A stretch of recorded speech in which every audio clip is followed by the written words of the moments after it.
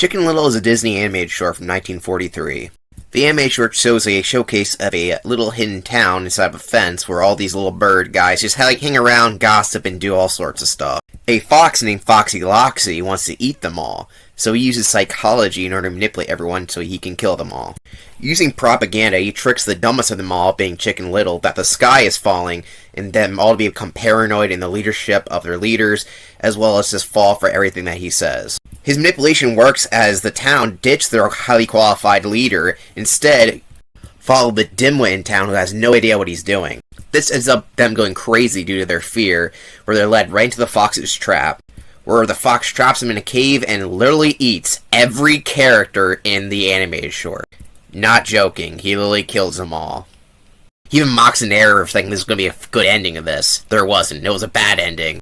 This animated short was based off a fable which has pretty much the exact same story, about manipulation and paranoia. The main idea was to not fall for obvious lies and traps because you might become snacked for a fox. Or the metaphor that this animated short was going for, Nazi Germany, as that's what this was in reference to, even though there isn't any obvious things in it. It was made during that World War II, so of course it's going to be based off that. So why am I talking about this old-ass animated short? Well, if you didn't know the title of the review, it's because I'm going to be talking about the 2005 feature that Disney also made called Chicken Little, and to see how bad a full feature film did adapting the same story, despite the fact they did it way better in 1943 in an 8-minute runtime. That is pathetic. Despite the animated short's age, it is surprisingly pretty timely, especially for nowadays in American politics. I don't need to describe it much, but if you didn't get the metaphor, you know that this metaphor still works for today. Especially the people falling for a dumbass who has orange in his color scheme there.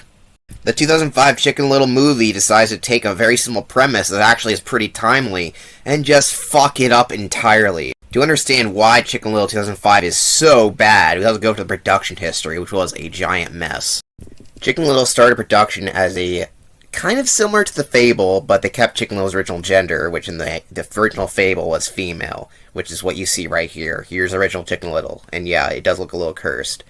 It was going to have basically her being paranoid, which is kind of interesting. It's basically how she thinks the sky is falling. But then it turns out the scheme behind Fox for wearing sheep's clothing at this summer school that she had to go to, and she had to get her new friends, one of them being an ugly duckling who was a guy I guess she had a crush on, I'm not sure, to stop the foxes. They ultimately thought, that sucks. You know, this story is too much relations to real world scenarios. How about instead we make it about aliens?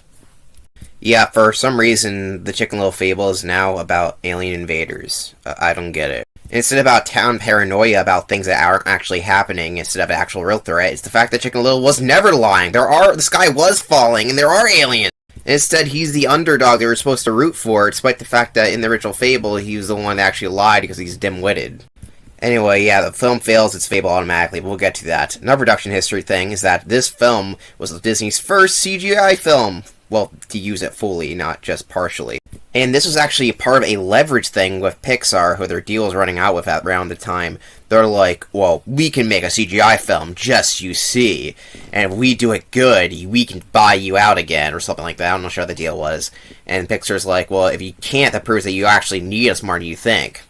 The deal ended up going because the film was more successfully viable than the previous Disney films. It wasn't on the level of Pixar films, and Pixar looked at the lack of critical quality as the fact that this film failed compared to their films, which at the time had a winning record. So yeah, this film was just them saying that, yeah, we can do you better than you, Pixar, and let's be honest, it is nowhere near as good as any Pixar film, especially released at that time. Eventually that deal with Pixar actually ended up working out itself when they fired their current CEO at the time, Michael Eisner, who got kicked out of office, replaced Bob Iger, who helped out the Pixar situation. We're not talking about Pixar, we're talking about Disney. Despite it being a film that was trying to be like a Pixar film, the film feels like it's trying to be something like Shrek, which is a parody on the fairy tale genre, which is very anti-Disney, but Disney decided, like, hey, we're going to try to replicate this DreamWorks formula.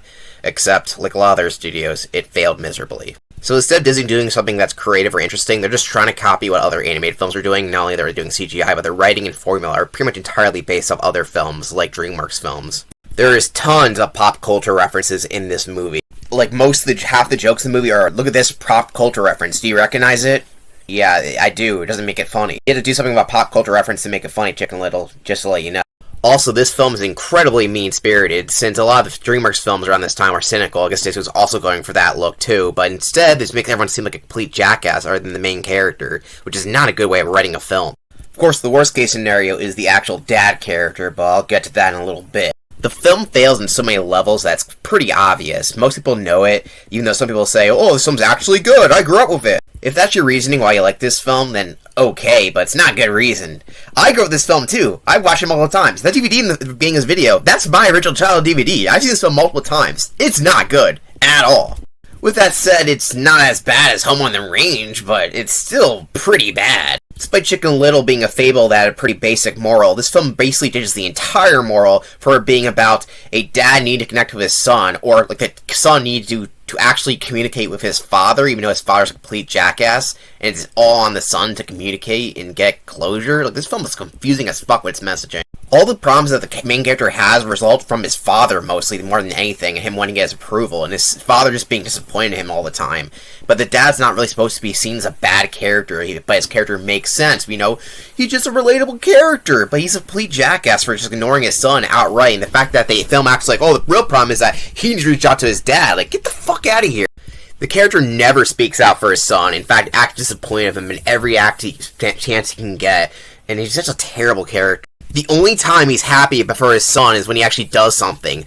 Every step before that, he does not care at all or supports him in any single way. Keep in mind, he has no mom, and he's just like, oh, I wish you were still alive because I suck at this. Okay, he does suck at this, but he's doing mental manipulation on his own kid, who's the only thing he wants in this world is for his dad to actually like him. Because of that aspect of the film falls apart incredibly bad. And I would say more about this character, but the fact that people have done video essays on why he's such a bad dad, and pretty much what I've said is pretty much all you need to know. There's more to it, but other people have talked enough about the dad aspect, so let's talk about everything else that sucks about this film. How about the opening? The opening is incredibly confusing. It's trying to do like a Shrek thing. You know, Shrek opens up with a book, and it seems pretty earnest at first, but when Shrek's reading the story, his side is adoring it. He's like, this is some shit, so I'm gonna wipe the pages on my ass as I take a shit, because he's clearly in the outhouse, wiping his ass when he's taking a shit. He even says, what a load of shit. I wish I was watching Shrek right now if you couldn't tell. But yeah, it's a pretty simple cutaway gag, where basically we open up with a typical fairy tale opening. Shrek's like, oh, that's fucking bullshit. Then it opens up on All-Star playing as we get to the actual intro to the movie that sets up the movie's tone perfectly. Actually, Chicken Little's opening does set up the film pretty well because it's a giant mess. Well, it goes from a book to lights to The Lion King to the guy saying, oh, what is this? Oh, whoa, we're gonna do something else. It's like they can't make up their mind what they're doing, so they just keep fucking around with you, and it's just confusing as hell. What the fuck's the point of this? The opening of the film is when you really start to realize how bad it is. You can tell while the world doesn't look bad, the character design is fucking awful. Like, all these bunnies and dogs have the same exact model, and they don't look good. So the town falls apart because a kid rings the bell, and it destroys their Indiana Jones projection, which makes no sense. How are they watching a live-action film? There's no humans in this world. I don't get it.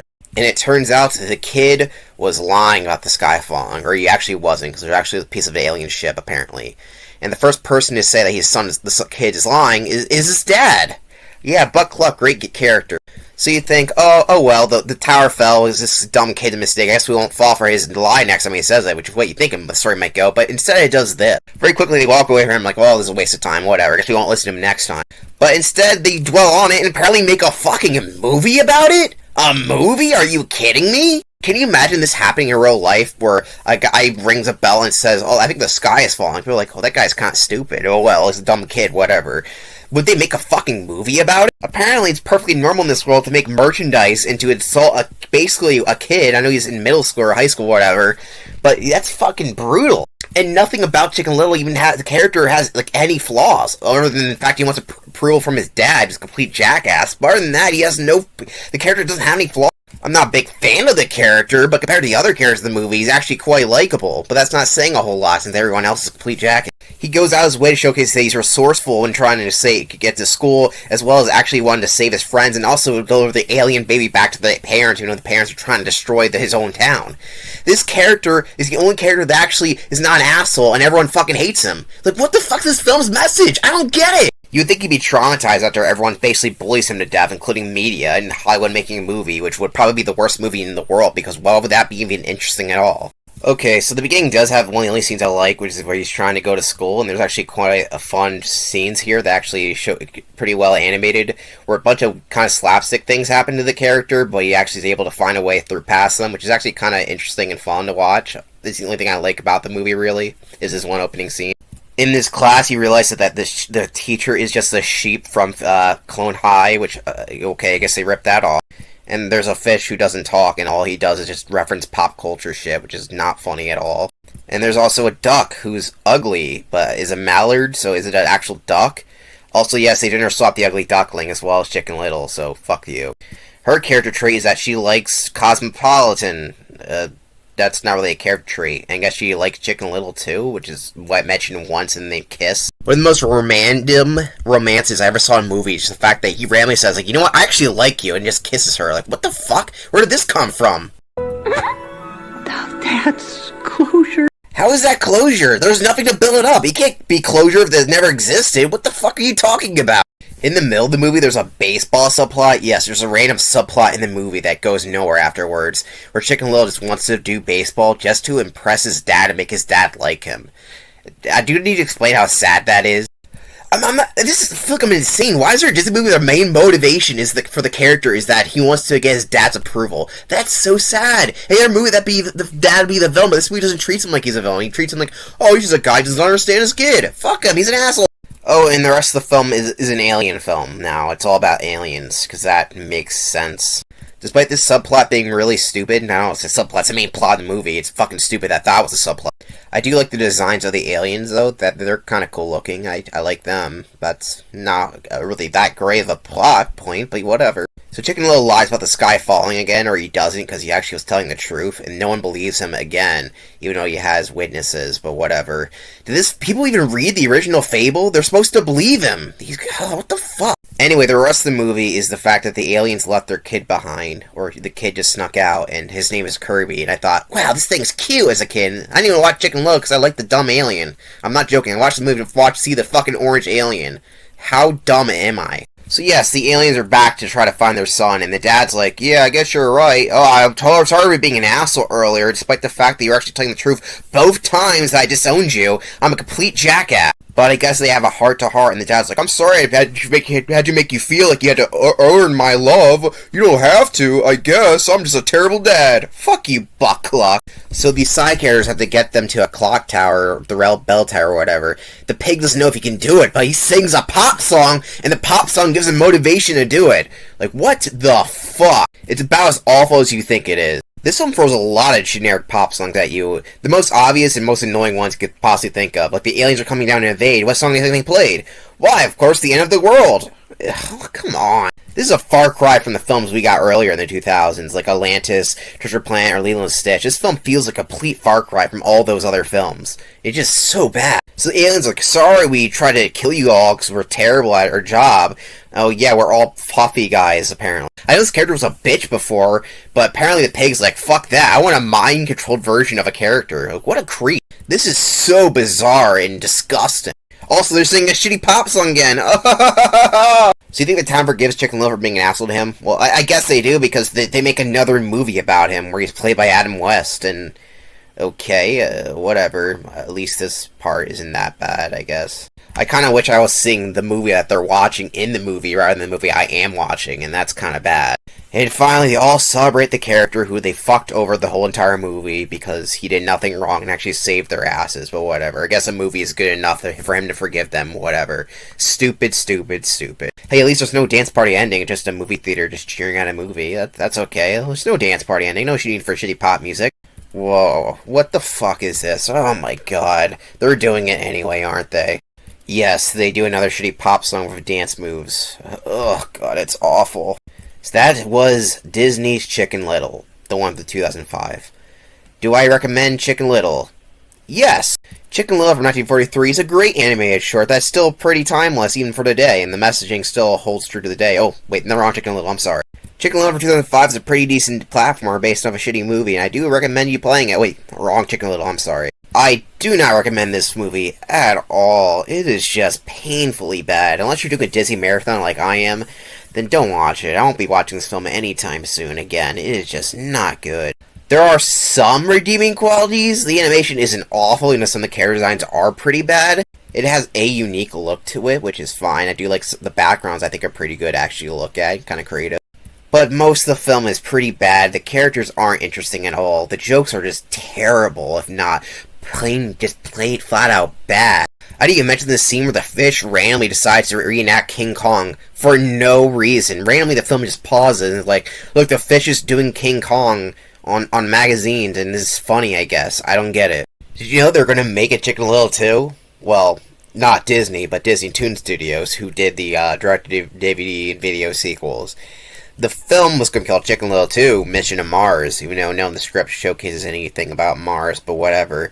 The film has storyboards that you actually can find online, which have Chicken Little in a love triangle between a new Lamb character and, of course, the Abby character. Surprisingly, they made a love triangle based on the fact that the least important thing about the first movie was about the fact that he was in a relationship with the fucking ugly duckling by the end of the movie.